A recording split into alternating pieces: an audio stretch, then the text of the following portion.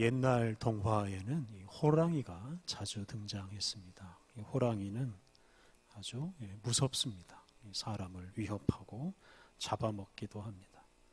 제가 어릴 적에 할머니, 할아버지께서 울면 호랑이가 잡아간다 하는 말씀을 자주 하셨습니다.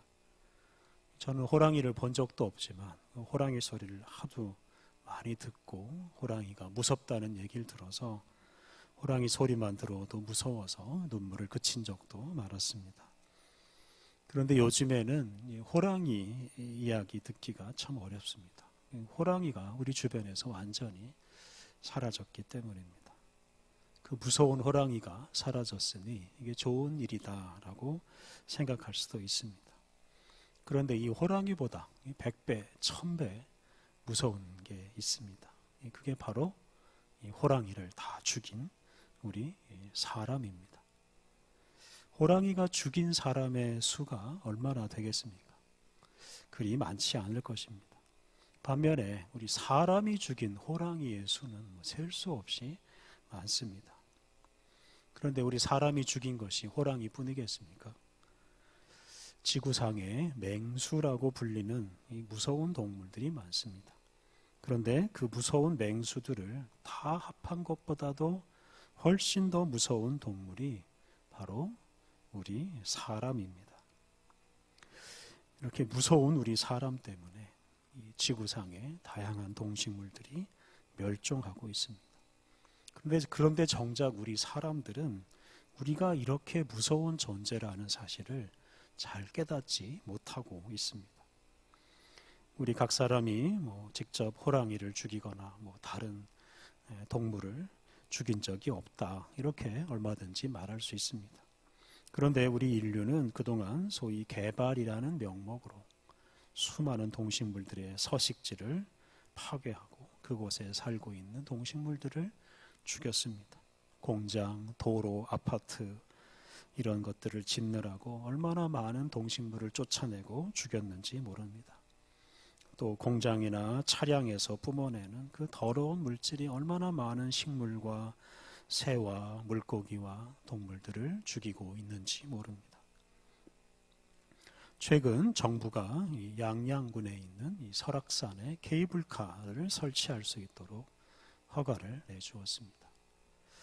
케이블카를 설치함으로써 일부 건설업자를 비롯해서 돈을 버는 사람들이 있을 것입니다.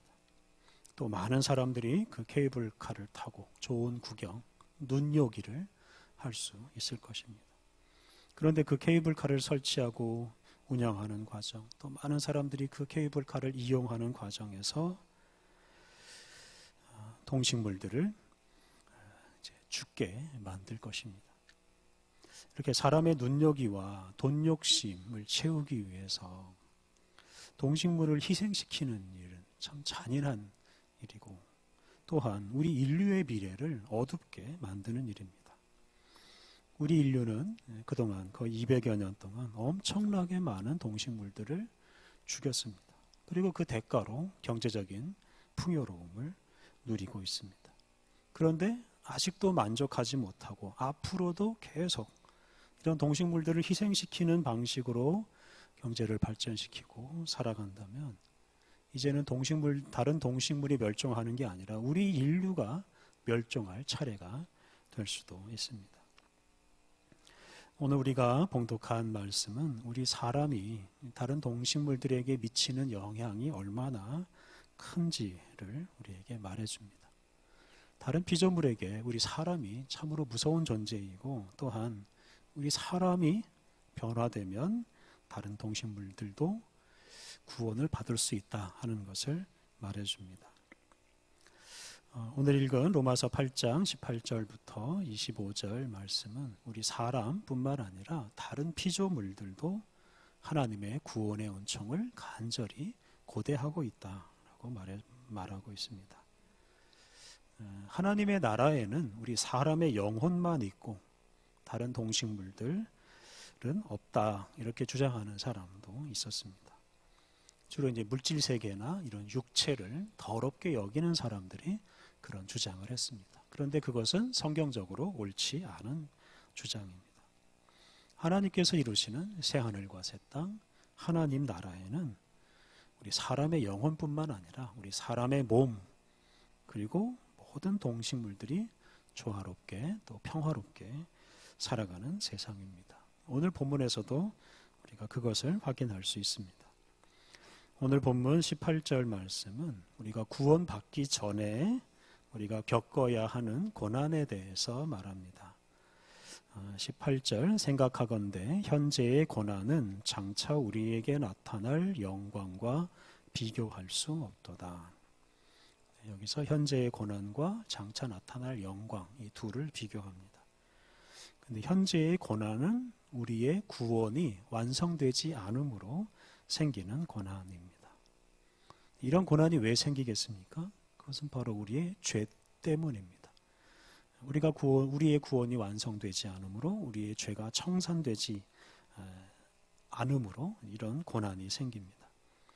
사실 우리 사람의 욕심과 우리 사람의 죄가 우리 인생을 망치고 또 이 세상을 망칩니다. 그리고 그것 때문에 고난이 생깁니다. 하나님께서 우리를 구원하지 않으셨다면 우리가 이런 고난을 이겨내지 못하고 영원히 멸망하고 말았을 것입니다.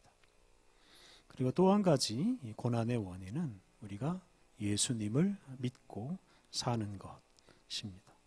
우리가 예수님을 믿기 때문에 우리에게 고난이 생긴다는 것입니다.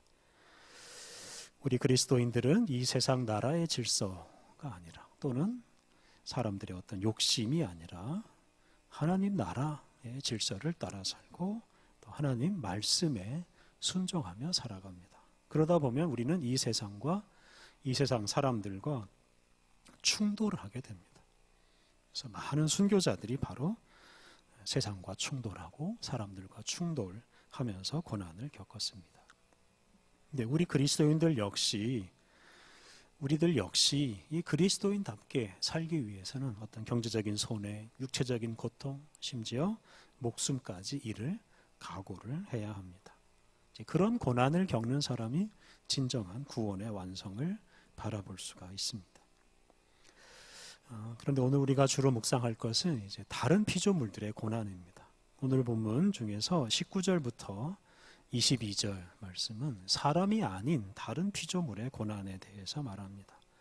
온 세상의 구원이 완성되기까지 우리 사람뿐만 아니라 다른 피조물들도 고난을 겪는다라고 말씀하십니다.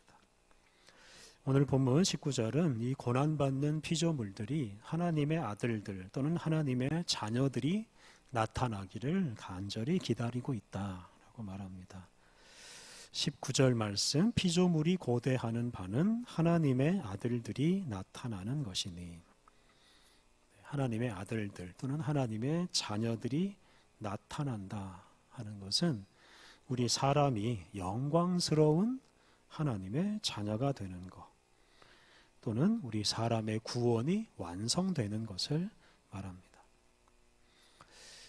이렇게 다른 피조물이 우리 사람의 완전한 구원, 죄를 다 청산하고 완전한 구원에 이르는 것을 고대하는 이유가 중요한데요. 20절과 21절 말씀이 그것을 말해줍니다.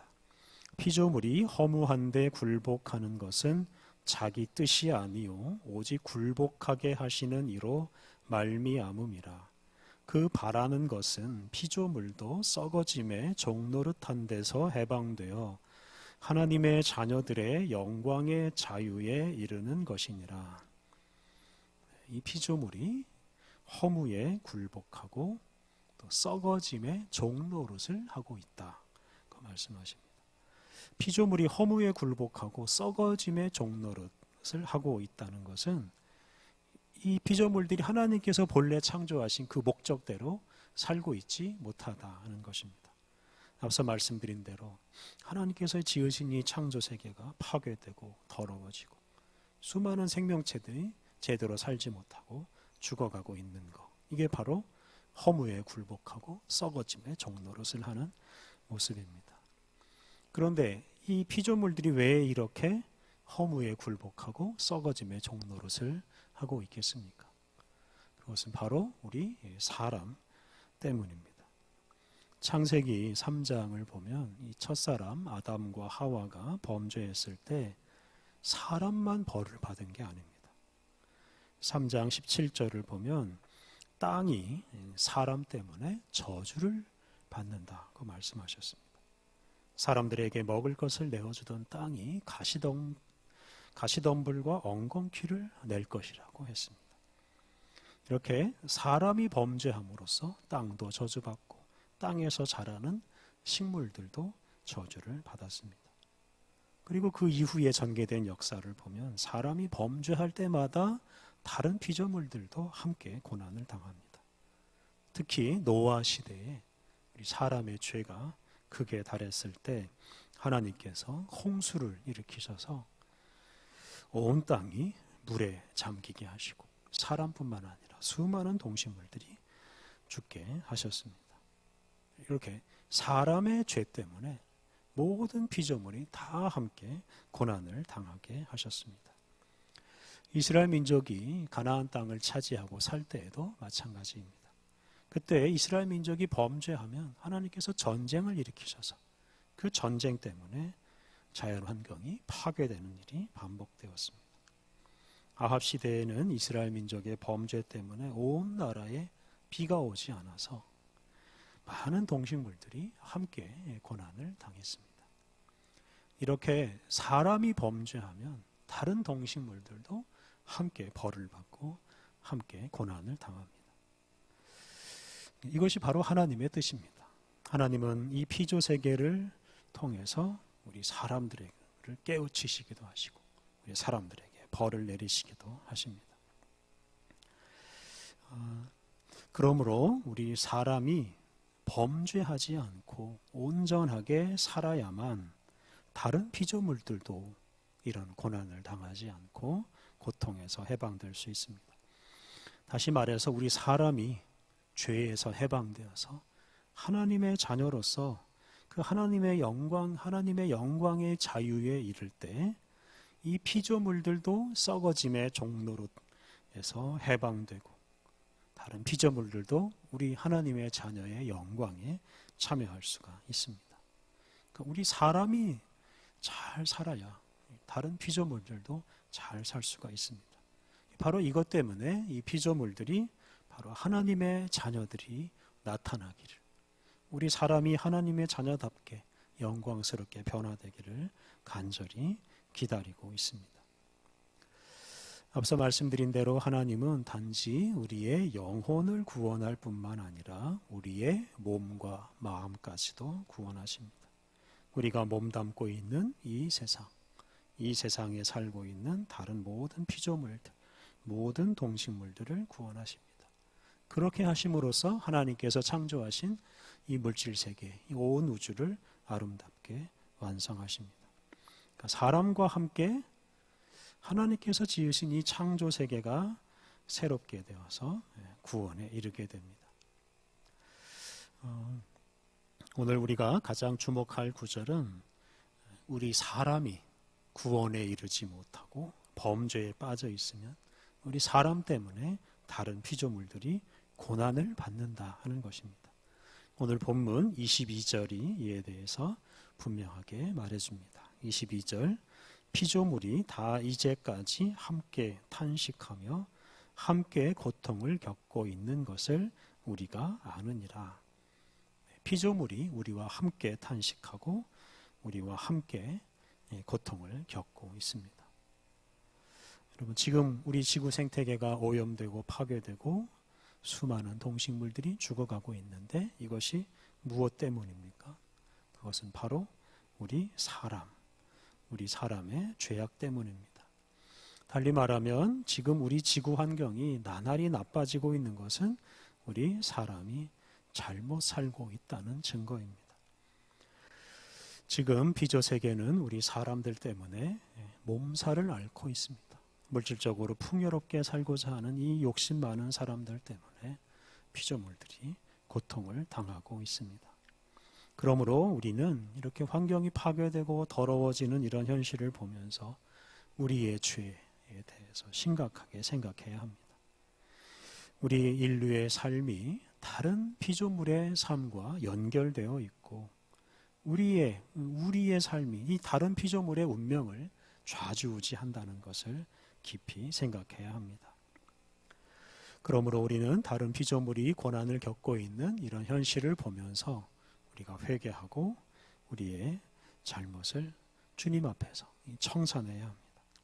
예수님의 은총을 힘입어서 우리 죄를 청산하고 새롭게 살아야 합니다. 우리가 예수님의 구원의 은총을 입어서 구원을 받고 새로운 인생을 살아가야 합니다.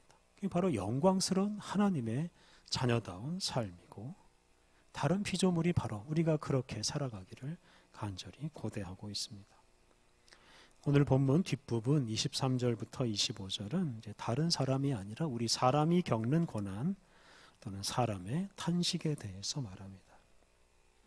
여기서 우리 사람이 양자, 즉 하나님의 자녀가 되고 또한 몸의 속량, 즉 죄로 죽은 우리의 몸이 죄로부터 해방되어서 부활하는 것, 즉 양자와 몸의 속량을 고대하고 탄식하고 있다고 말합니다.